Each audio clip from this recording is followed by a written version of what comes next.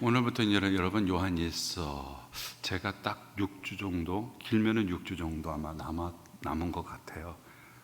그래서 6주 정도인데 제가 계산해 보니까 딱 요한일서 5장이 절묘하게 끝나는 것 같습니다. 마음 같았으면 요한 3서까지 좀 다루고 갔으면 좋겠는데 여러분 시간이 우리가 정해진 거 봐서 요한 2서 3서까지 좀 더 한번 더 살펴보도록 하겠습니다. 그래서 여러분께서 이제 수요 예배가 이제 금요일 날 성경 강좌로 바뀝니다. 그래서 우리 김서태 목사님이 아마도 10월 첫째 주나 9월 말에 오실 겁니다. 그래서 여러분께서 이제 1년 후에 저를 뵐 테니까요. 여러분께서 수요일 날 좀 와주셔서 이제 1년 동안 안 볼 저를 위해서 이 자리에 여러분께서 함께 자리를 해주시면 대단히 고맙겠고, 아시다시피 제가 기침 계속 하잖아요.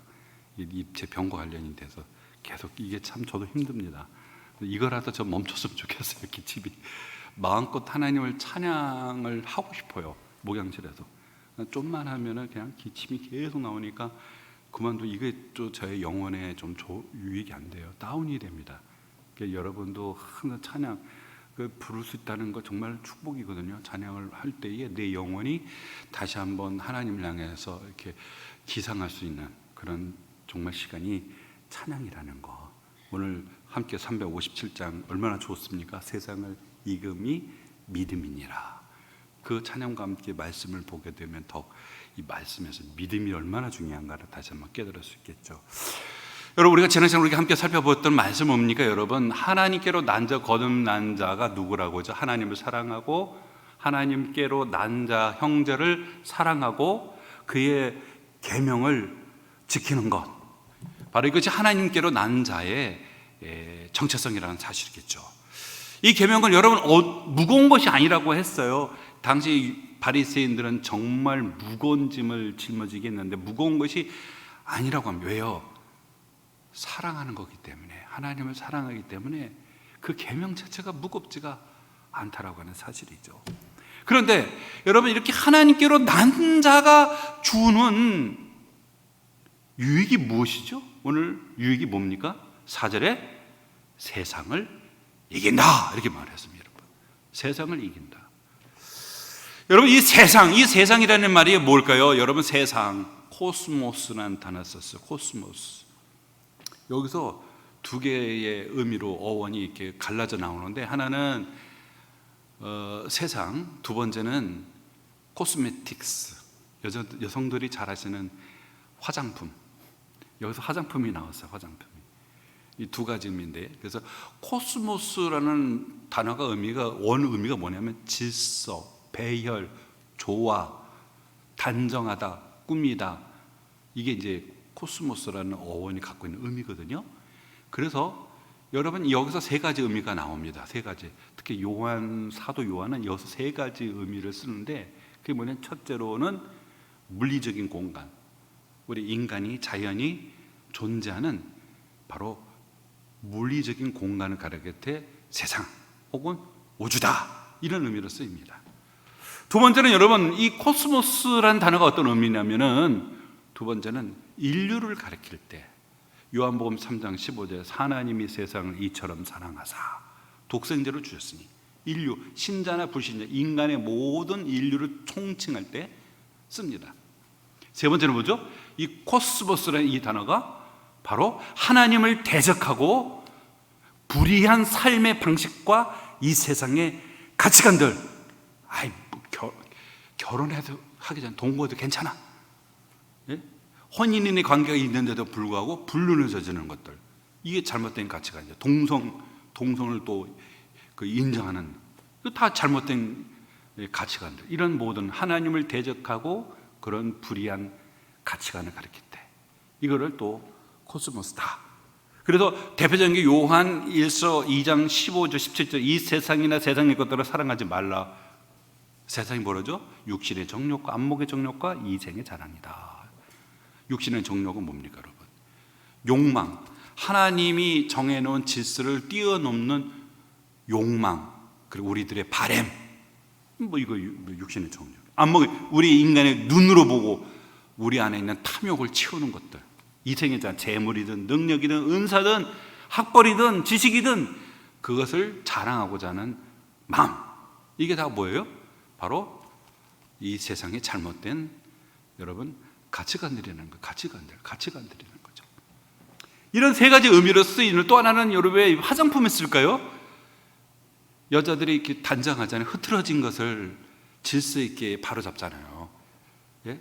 그래서 이제 얼굴 화장도 하고 또 머리카락도 단정하게 하고 어떤 질서 조화를 이루게 하잖아요. 그런 의미에서 이제 거기서 화장품이란 코스모스가 등장한 거죠. 오늘 보면 사도 요한이 요한 1서에서 말하고 있는 이 세상, 특히 요한복음이나 요한 1서나 요한 2서, 3서에서 말하는 세상의 의미는 뭐냐면 하나님을 대적하고 불의한 가치관들, 삶의 방식들, 이걸 가리키는 의미로 사용했다는 건데 그걸 뭐라고요? 이긴다 그랬어요. 누가? 하나님께로 난 자가. 하나님께로 난 자에 주어지는 유익이 뭐냐? 그 세상을 이긴다는 겁니다. 여기서 이긴다는 것은 현재 시제로 썼어요. 현재 시제는 지속 반복의 패턴입니다. 한 번 이기는 게 아니라 이 세상의 육신의 정욕과 안목의 정욕과 이생의 자랑으로 여러분 우리에게 유혹을 하고 우리를 흔들어 놓고, 그런데 우리가 어떻게 돼요? 오늘 승리로 끝나는 게 아니라 내일도 모레도 계속해서 우리가 여러분 이 세상을 이긴다는 겁니다. 승리를 한다는 거예요. 승리라는 게 뭡니까 여러분? 승리라는 것은 정복하고 굴복시키고 남의 나라 침입을 해가지고 기독교 국가를 만들고 예수 믿을까 안 믿을 거야 라고 이런 식으로 나라를 굴복시키게 기독교 국가로 만드는 그걸 뜻하는 게 아닙니다. 여기서의 이긴다라는 의미는 무엇이냐면 그런 세상 하나님을 대적하고 그 불의한 가치관에 미혹당하지 아니하고 우리에게 주어진 믿음, 우리의 정인 되신 예수 그리스도를 사랑하는 그 사랑이 흔들리지 아니하는 것, 이게 바로 오늘 본문이 말하는 이긴다는 겁니다. 누가 이겨요? 하나님께로 난 자들은 다 이긴다는 거예요. 이긴다는 거예요. 근데 여러분 이 이김이 어디서 근거를 하냐면은 그 다음에 보십시오. 세상을 이기는 승리는 이것이다 그랬어요. 여기서 세상을 이기는 승리인데 이게 이제 원문을 잘 보면 여기 이기는 게 뭐냐면 세상을 이겼던 승리라고 되어 있어요. 과거, 부정과거입니다. 그러니까 과거에 있었던 하나의 사건을 뜻하는 거거든요. 어떤 사건이었을까요? 바로 십자가의 승리죠. 예수님이 요한복음 16장 33절에 너희가 세상에서 환난을 당하나 담대하라요. 내가 세상을 이겼노라 했잖아요. 예수님이 십자가에서 승리하셨잖아요. 그 승리를 담보로 해서 우리가 이기는 거예요. 우리가 이기는 거. 세상을 이겼던 그 승리. 예수님이 세상을 과거에 이겼던 그 승리. 그 승리. 근데 이것인데 우리의 믿음이니라 이렇게 얘기합니다. 믿음이라는 건 신뢰와 의지를 뜻하는 거예요. 여러분 이 승리와 이김은 우리 안에서 나오는 게 아닙니다. 많은 사람들이 이제 착각을 하는데 여러분 옛날에 과거에 어떤 권사님이 전화 목사님 난 로마 시대 태어나지 않은 게 너무 좋아요. 왜 그랬습니까? 로마 시대 때 막 예수 믿는다고 우리 선배들 붙들어 놓고 불질러가지고 화형시키고 십자가에다가 매달리고 그 사자와 호랑 영화를 보니까 막 사자들이 달려와가지고 막 사람을 물어뜯고 저는 그때 태어났었으면 예수 부인할 수 있을 것 같아요. 이거는 여러분 우리의 믿음이 어디를 근거한 겁니까? 자기 자신에 근거하고 있는 거예요. 예? 여러분 우리 자신의 능력, 우리 자신이 갖고 있는 정신력, 여러분 이것으로 이른 건가요? 아닙니다. 주기철 목사님도 마지막에 끌려가실 때도요, 주기철 목사님이 제일 겁이 많은 거 아십니까? 일본 순사가 오면은 두려워가지고 집에 나무 기둥을 붙드셨고 울었대요. 주기철 목사님이 겁이 많으셨어요. 예? 그리고 집안에 대한 걱정도 많으셨던 부분이었고, 특히 이제 어머니에 대한 아주 효심이 깊으셨죠. 그리고 또 아내하고 자녀들 감옥에 있을 때도 얼마나 가족에 대한 걱정을 많이 했는데요. 그런 분이 여러분 일사각오라고 하는 설교를 마지막에 남기고 순사에게 끌려가서 거기서 예수를 부인하지 않고, 부인만 하면 나오는 건데 부인하지 않고 죽으셨어요. 그 죽음이 어디서 나온 겁니까 여러분? 주길철 목사님이 어떻게 해서 순교하신 거예요? 믿음입니다. 믿음으로 이긴 거야지 우리에게 달려있는 게 아니에요. 여러분 정말 저도 지금 붙들려 가서 전기 고문실에 앉혀놓고 막 고문하면요, 아휴, 그거 어떻게 견딥니까 여러분? 그 견딥니까 여러분? 예? 믿음이에요, 믿음. 그 믿음은 신뢰와 의지예요. 누구를 신뢰하고 의지하는 겁니까? 이미 2000년 전에 예수님이 십자가에서 승리하셨잖아요. 내가 세상을 이겼노라 하고 하는, 세상에서 주님이 뭘 이겼어요? 우리의 모든 죄의 권세와 권능, 사탄의 권세와 권능으로부터 승리하셨잖아요. 주님이. 예? 주님이 이기셨잖아요. 그 승리를 의지하는 거예요. 신뢰하는 거예요. 그래서 빌립보서 4장 12절에 사도 바울이 뭐라 하면, 내게 능력 주시는 자 안에서 내가 모든 것을 할 수 있느니라라고 말해요. 내게 능력 주시는 자 안에서. 사도 바울이 갈라디 2장 20절에 뭐라 하니까, 내가 그리스도와 함께 십자가에 못 박혀 죽었나니 그런즉 이제는 내가 산 것이야. 내 안에 누가 살아가요?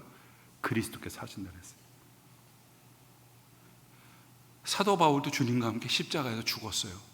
그 이후로 바울은 죽었습니다. 그리고 이제는 누구랑 산다고요? 내 안에 누가 산다고요? 그리스도가 내 안에서 살고 있어요. 세상을 승리하신 그 승리자가 우리 속에서 여러분 살고 계시단 말이에요. 거주하고 있단 말이에요. 그분의 그 승리로 우리가 이기는 것이지 우리 힘과 능력으로 이기는 것이 아닙니다. 전에도 그 치매 걸리신 한 어머니가 참 이렇게 열심히 예수를 잘 믿고 예수님 나의 구주라고 열심히 교회 섬기셨는데 치매 걸리셨어요. 그리고 나중에 엄마 예수님이 누구야? 그러면 예수가 누군데? 예수님 몰라? 엄마가 그렇게 사랑했던 예수님, 얘는 나랑 무슨 엄마 예수님 안 믿어? 나 안 믿어 그런 사람. 어이구, 그에게 권사님이야 실족하셨어요. 야, 우리 어머니 인생 마지막에 죄수를 부정하나 보다. 우리의 믿음이 우리의 뇌의 그 기능과 구조에 따라, 능력에 따라서 좌지우지한다면 누가 예수를 나의 구주로 믿고 구원받을 사람이 어디 있겠어요? 에베소 2장 8절에 그 은혜로 인하여 믿음으로 말미암아 우리가 구원을 얻었나니, 그 은혜에 의해서 믿음으로 말미암아 구원을 얻었나니, 우리 행위가 아니라 하나님 은혜라고 말하잖아요. 구원은 하나님의 은혜예요. 값없이 주시는 하나님의 은혜지, 우리의 그런 논리로, 우리의 의지로, 우리의 체험으로, 우리의 감정으로, 우리의 의지로 구원받는 건 아니라는 거예요. 이미 우리 인간은 시간이 흐르면 노쇠해집니다. 시력도 떨어지고 청력도 떨어지고 무릎 관절도 아프고, 옛날만 같지 않으시잖아요. 기억력도. 우리 기억은 쇠퇴합니다. 육체와 영혼이 전에는 조화를 이뤘는데 시간이 흐르면 흐를수록 육체와 이 영혼이 이게 이제는 막 안 맞아가는 거예요. 이게 왜요? 육체는 노화되니까. 예? 하나님이 주신 은혜로 우리가 구원 얻는 거예요. 믿음도 하나님이 주신 거고 은혜도 하나님이 주시는 거예요. 우리 안에서 여러분 발전기 화력 발전소처럼, 수력 발전소처럼 우리 안에서 동력으로 돌려가지고 전기를 발생하는 게 아니란 뜻입니다. 하나님이 주시는 거예요. 그렇기 때문에 어느 누구도 자랑할 수 있는 사람은 없다는 뜻입니다. 누구만이 자랑해야 되는 겁니까? 우리 그 은혜를 주신 하나님을 자랑할 뿐이지 자랑할 자가 어디 있어요? 사도 바울이 뭐라고 말합니까? 고린도서 15장에 나의 나 된 것은 하나님의 은혜라고 말하잖아요. 내가 다른 사도들보다 더 갑절히 내가 섬겼다. 그러나 그 섬김도 누구예요? 하나님의 은혜라 그랬어요. 그 섬김의 힘의 능력도 다 하나님의. 그래서 내게 능력 주시는 자 안에서 내가 모든 것을 할 수 있다는 거잖아요. 내가 모든 것을 할 수 있는 게 아니라 능력 주시는 자 안에서 할 수 있다는 사실이죠. 우리의 믿음으로 승리하는 이유가 뭡니까? 믿음이라는 것은 의지, 신뢰하는 거예요. 그러면 하나님께서 그 믿음을 통해서 우리를, 주님이 승리하신 그 승리를 우리에게 주셔서 사단이 불화살을 쏘고 세상이 우리를 미혹하고 환난과 핍박이 다가와도 우리가 흔들리지 아니하고 주의 길을 또박또박 걸어갈 수가 있다는 사실이잖아요. 사도 바울이 마지막 여행을 합니다.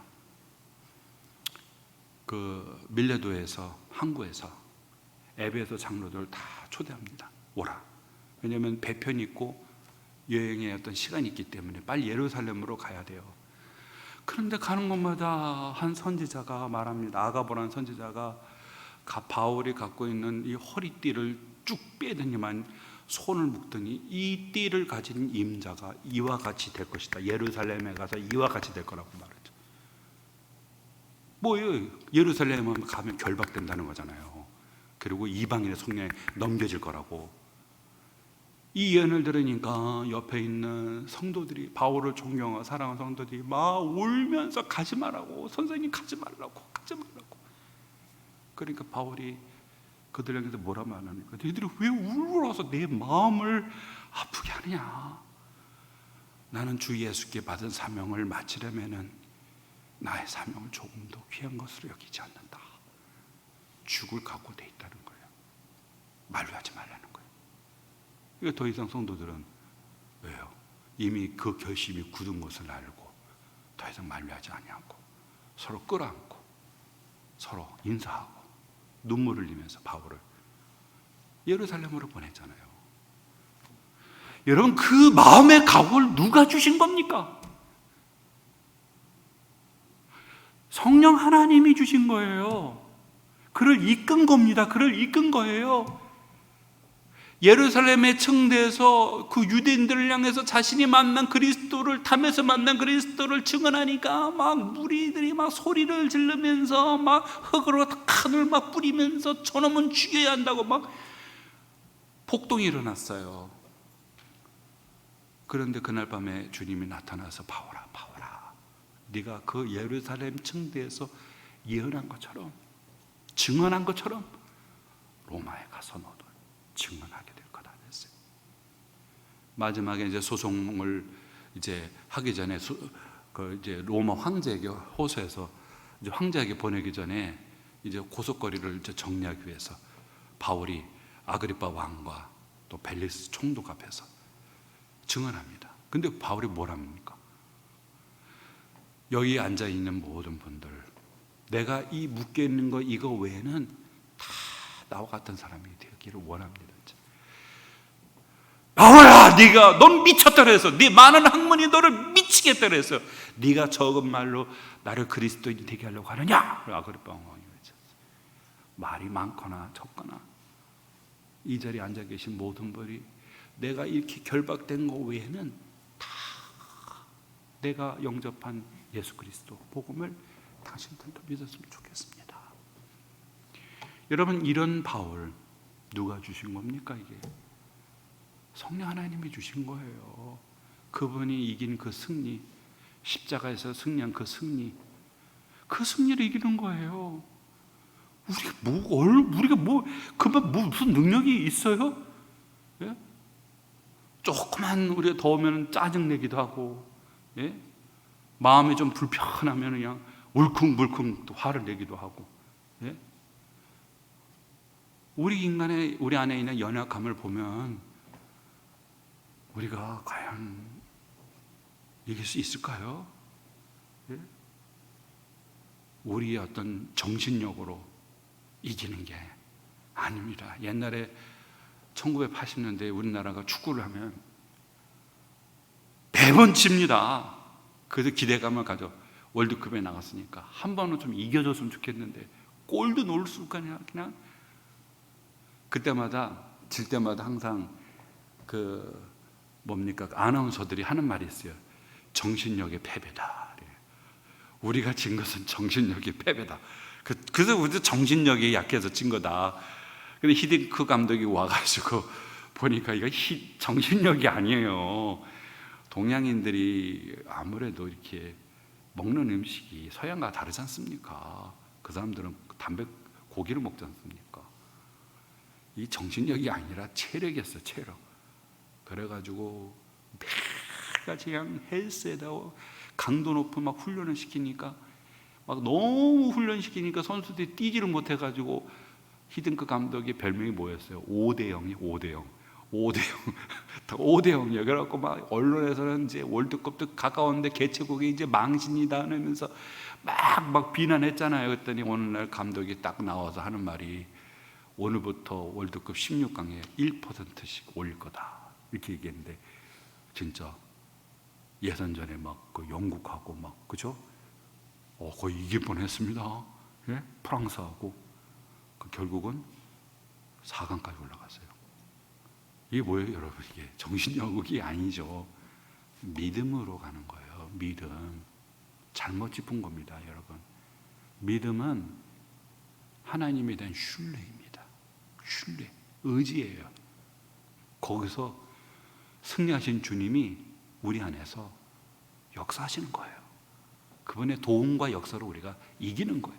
그러면 이런 질문을 합니다. 우리 믿음이 뭐냐? 우리 믿음이 오늘 5절에 보니까 정의를 내립니다. 봐요. 예수께서 하나님의 아들이심을 믿는 자. 오늘 믿음의 내용을 설계하잖아요. 그럼 뭘 믿는 겁니까? 사실은 요한일서 1장에서 5장까지 계속해서 말씀했던 겁니다. 근데 다시 한번 반복하고 확인해줘. 예수께서 하나님의 아들이심을 믿는 자가 아니면 세상을 이기는 자가 누구냐 이거예요. 예? 이 믿음이 뭐라고 뭡니까? 믿음이 예수께서 하나님의 아들이심을 믿는 자라는 거잖아요. 그리고 뭐라고 그러죠? 세상을 이기는 자가 누구냐? 여기서 누구냐라는 이런 반화적인 질문을 헬라의 문법에 배타적 수사적 질문이라고 말해요. 배타적 수사적 질문. 이 말은 뭐냐면 이 질문에 우리에게 답은 단 하나의 답을 묻는 거예요. 누굽니까? 예? 오늘 6절에 이제 그 점을 또 설명하죠. 여기 보시면 여러분 5절의 믿음의 대상, 믿음의 여러분 내용을 소개하고 있는데 예수라는 것은 인간으로서의 나사렛 예수의 이름이죠. 그리고 하늘의 아들이심이라고 했어요. 신적인 분이죠. 그러니까 예수님에 대한 인격을 말하는 거예요.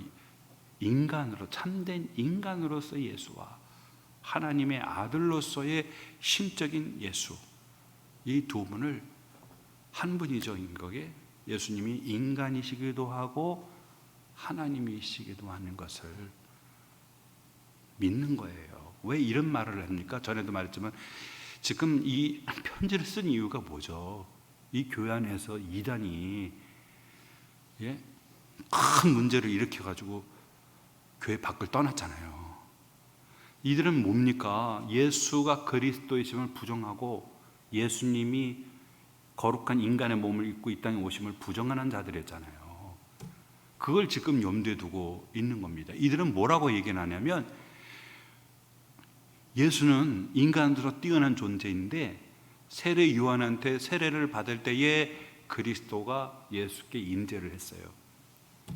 그래서 3년 동안 사역을 다 하고 마지막에 십자가에 죽었을 때에 옷을 벗듯이 벗고 떠났다는 거예요. 그러니까 하나님의 아들 그리스도는 뭡니까? 결탄코 인간처럼 인간의 몸을 입고 살아가는 분도 아니고 십자가에서 죽으실 분도 아니라는 거예요. 이걸 부정한 거잖아요. 그래서 오늘 말씀에 우리의 믿음이 무엇이냐, 우리의 믿음이니라는 그 믿음의 대상이 뭐냐? 예수께서 인간의 몸을 입고 이 땅에 오신 예수께서 하나님의 아들이시다. 이게 바로 믿는 자가 아니냐는 거예요. 예? 이 자가 누구라고요? 세상을 이긴다는 겁니다. 이 사람이 세상을 이긴다는 거예요. 그러면서 오늘 6절에 보면은 바로 이 예수를 좀 더 구체적으로 설명하고 있어요. 여러분 6절에 보세요. 이는 물과 피로 임하신 이시니 곧 예수 그리스도시라. 물로만 아니요 물과 피로 임하셨고 증언하시는 이는 성령이시니 성령은 진리니라. 이 6절은 아주 기독교에서 여러분 2000년 동안 아주 난해한 본문입니다. 아주 난해한 본문이에요. 이전에 성경에는 가로치고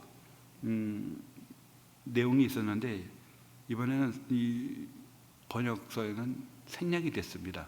오죽하면 이 난해한 본문에 대한 선배들이 거기다 좀 첨삭을 한 거죠. 이해를 도모하기 위해서. 근데 사본 비평을 하니까 원래 원문에는 이 내용은 없었다. 그래서 삭제를 시킨 거예요. 삭제를 시켰어요. 여기서 보면은 이는 여기서 이는 후토스라는 지시대명사거든요. 앞절에 있는 걸 가리키고 있는 거예요. 앞절. 예수께서 하나님 아들이심을 믿는 자가 아니면 세상을 이기는 자가 누구냐? 없다. 누구예요? 예수께서 하나님 아들이시다. 이걸 말하는 거예요. 이걸 말하는 거예요. 이걸 가리키는 거죠. 근데 물과 피로 임하신 이시다.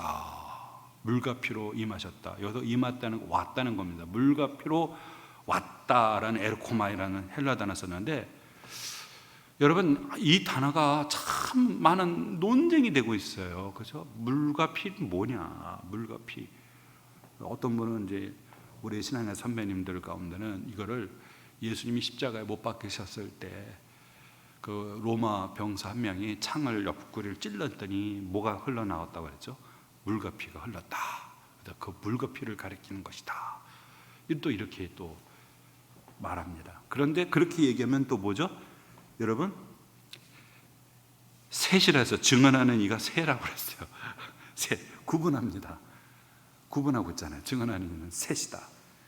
구분하고 있단 말이에요. 분명한 거는 예수님이 한 몸에서 물과 피로 나왔다는 게 아니라 구분하고 있단 말이에요. 물, 피, 성령 구분하고 있단 말이에요. 그러니까 아니 그럴 거라고 보기 어렵죠. 또 어떤 분은 뭐라고 하냐면 세례다 세례. 누가 이런 말을 주로 했겠어요? 로마 가톨릭이죠. 세례를 가리킨다. 세례. 그 사람들은 세례를 무척 중요하게 여기거든요. 성찬식 무척 중요하게 여기거든요. 그걸로 그리스도인이 되니까 세례다. 세례를 가리키는 거다. 그럼 피는요? 피는요? 예수님이 세례 요한에게 세례를 받았을 때도 요단강에서 물세례 받았잖아요. 그렇죠? 그럼 피는 뭐예요? 또 피는? 그럼 또 이게 또 설명할 수가 없어요. 그러면 이 물과 피를 성령과 함께 지금 구분하고 있어요. 역사적인 한 시점으로 구분하고 있다는 것은 이 점을 한번 주의 깊게 생각해 봐야 됩니다. 특히 여기 6절에 보면 물과 피로 임하셨고, 그렇죠? 임하시니 곧 예수 그리스도를 물로만 아니요 물과 피로 임하셨다라고 말합니다. 물로만 아니라. 중요한 거는 이 물과 피는 누구를 가리키는 겁니까? 예수 그리스도를 가리키는 거는 분명합니다. 그러면 예수 그리스도의 물과 피는 어떤 점에서 예수 그리스도의 물과 피를 말하는 걸까? 여기 보면 물로만이 아니요 물과 피로 임하셨다라고 하는 것은 하나의 인격을 가리키는 겁니다. 뭐뭐뭐뿐만 아니라 뭐뭐뭐이시다. 이런 헬라어 구문은 하나의 인격체를 가르치는 거예요. 그러니까 한 인격체를 둘로 쪼개는 건 아닙니다. 하나의 인격체 누구요? 예수 그리스도를 가르치는 거예요. 그런데 여기서 가장 합당한 해석은 세 번째 해석입니다. 세 번째 해석은 뭐냐면 이 물과 피라는 건 분명한 거는 상징적인 의미를 쓰고 있다는 겁니다. 특별히 예수 그리스도와 관련해서 분명한 건 예수 그리스도를 가르치고 예수 그리스도를 가르치는 하나의 상징으로 쓰이고 있는 것은 분명합니다. 여러분 물 하면 떠오르는 장면이 무슨 장면이에요? 물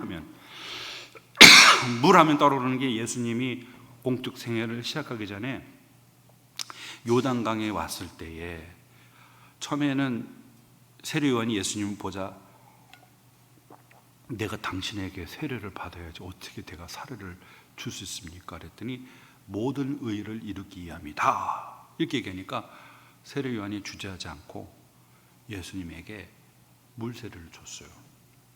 그때 물세례를 주는 그 순간에 세 가지 놀라운 장면이 벌어집니다. 하나는 하늘에서 음성이 들리죠. 근데 음성이 들리기 전에 하늘의 성령이 마치 비둘기, 그때 비둘기라는 건 아니에요. 비둘기 같이 뭔가 가시적으로 외적인 어떤 구별되는 무슨 가시적으로 성령이 누구에게 임했다는 거예요? 예수님에게 임했죠. 여러분도 오순절날 보면 120명의 제자들이 오순절 성령 임해 불의 혀와 같이 그랬죠? 각 사람에게 성령 임할 때 불의 혀와 같이, 혀가 여러분 이렇게 나무를 태울 때 보면 혀가 막 날름날름 하는 거듯이, 그렇죠? 각 사람이요.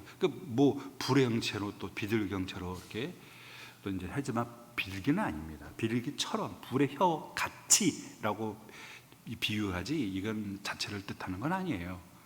그런데 그때 예수님이 세례 요한에게 세례를 받자마자 성령이 임하고 하늘에서 소리가 납니다. 이는 내 사랑하는 아들이요 내가 기뻐하는 자다. 그리고 성경은 참 흥미롭게도 하늘이 열리고라는 표현을 썼어요. 하늘이 열리고.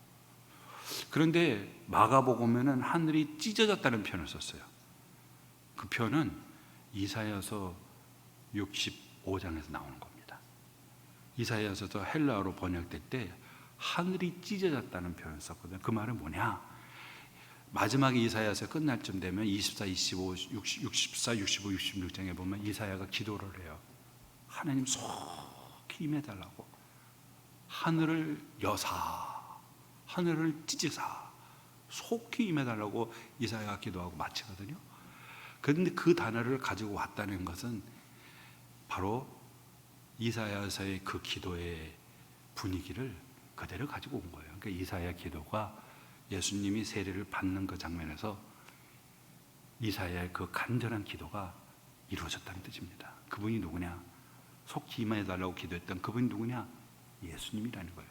예수님이 약속대로 오셨다는 사실이겠죠. 그리고 나서 어떻습니까? 여러분, 예수님이 물로 세례를 받았다라고 하는 것은 뭐냐면 예수님이 죄인 중 가운데 죄인의 대표로서 서섰다는 뜻이에요. 모든, 여러분, 왜 물 세례를 받아요? 물이라는 것은 죄를 씻는 거잖아요. 죄를 씻어야 되는 것은 인간만이 씻어야 되는데 예수님이 인간처럼 세례를 받을 이유가 없잖아요. 예수님은 의로우시고 죄가 없으신 분인데 왜 세례를 받아요? 그 순간 예수님이 우리 모든 죄인 가운데의 대표로서 주님이 그 아래로 섰다는 뜻이에요. 그리고 이제 죄짐을 짊어지고 예수님이 십자가에 죽으시기까지 순종의 길을 걸어가신 거예요. 그래서 물로 임했다라는 건 세례 요한의 수세하면서 예수님의 3년 동안의 공적인 생애의 주님의 사역을 통칭하는 편이다. 그럼 피는 뭐냐? 마지막에 예수님이 십자가에서 피를 흘려 죽으셨잖아요. 그러니까 물과 피가 상징하는 바는 뭐냐면 예수님의 공적인 생애의 시작과 함께 마침이라는 예수님이 인간의 몸을 입고 이 땅에서 주님이 그리스도로서의 사역의 모든 것을 통칭하는 표현이라는 뜻이죠. 표현이라는 뜻이죠. 왜 이런 표현을 썼을까요? 거짓된 교사들이 예수님의 인간으로 오심을 부정했지 않습니까? 그리고 십자가에서 죽으실 때 옷을 벗듯이 벗고 그리스도가 떠났다라고 했잖아요. 그걸 오늘 사도 요한이 그들의 논리를 반박하는 거예요. 예수님은 참된 인간으로서 인간의 몸을 이 땅에 오셔서 공적 생애를 시작했고 그때 그리스도의 영이 임하다가 십자가에서 떠난 게 아니라 십자가에서 피 흘려 죽으실 때도 그리스도로 죽으셨다는 거예요.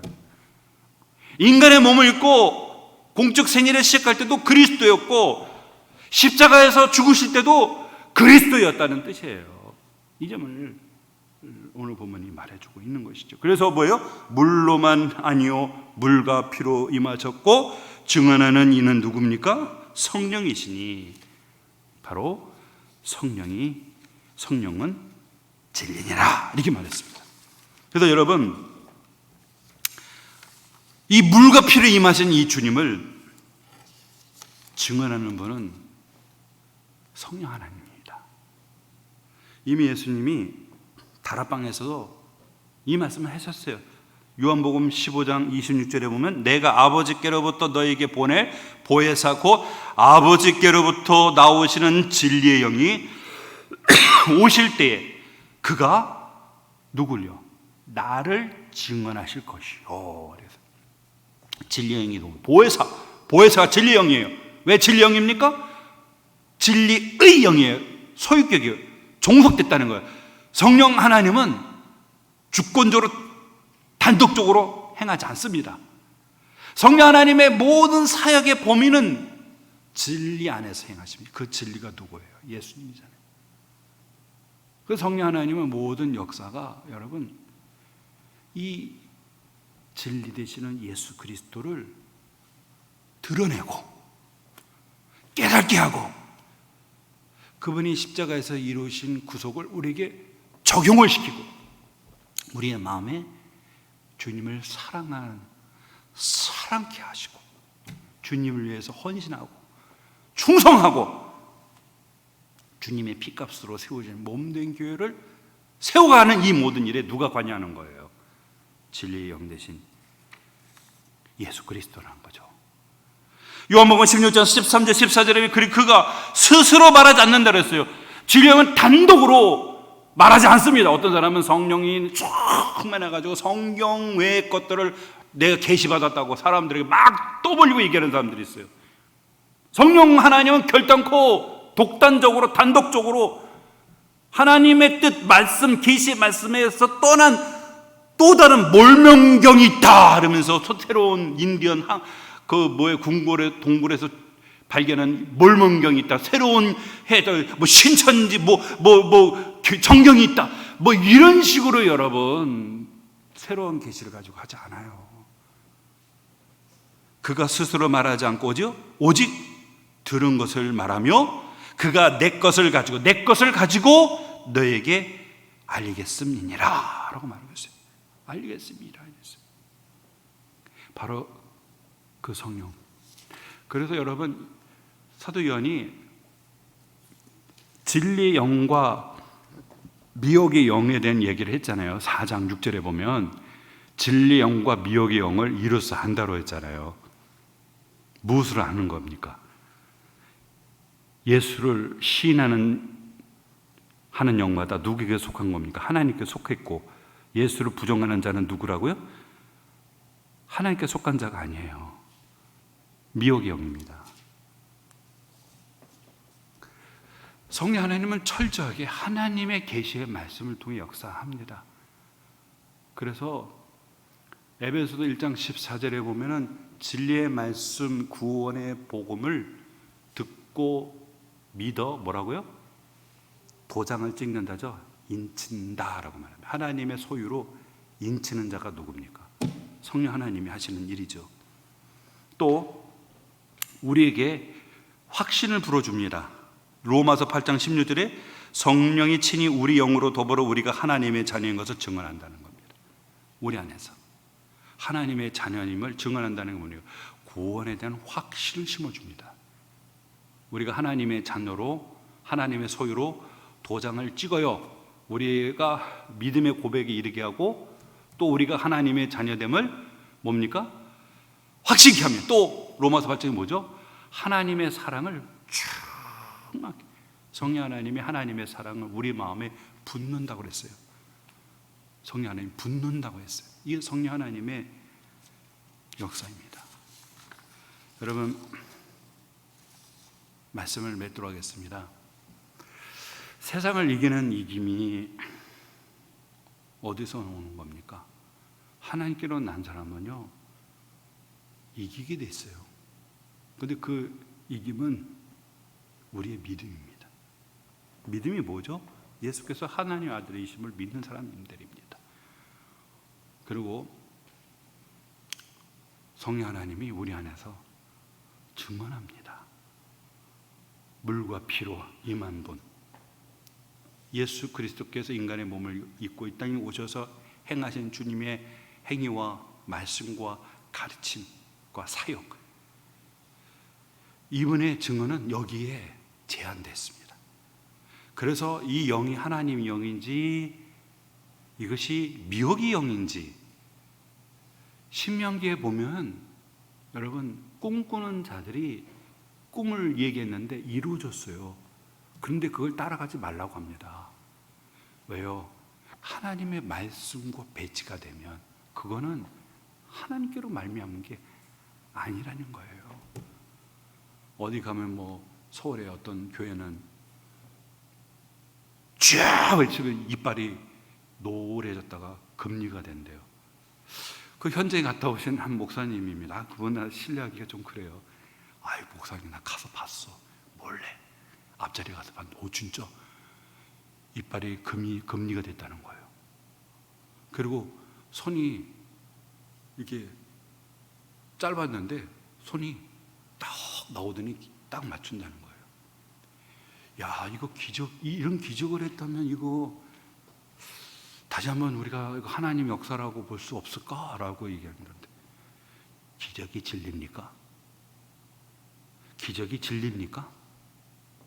기적은 진리가 아닙니다. 신명기에 꿈꾸는 자들이 그 꿈이 이루어진다 할지라도 따라가지 말라고 그랬어요. 여러분, 마지막 때가 되면 사단이 하늘을 불을 임하기도 한다고 했습니다. 그걸 가지고 진리다라고 외치는 건 아닙니다. 진리는 우리에게 주신 66권의 말씀이 진리입니다. 성령 하나님이 이 진리의 말씀을 통해 역사합니다.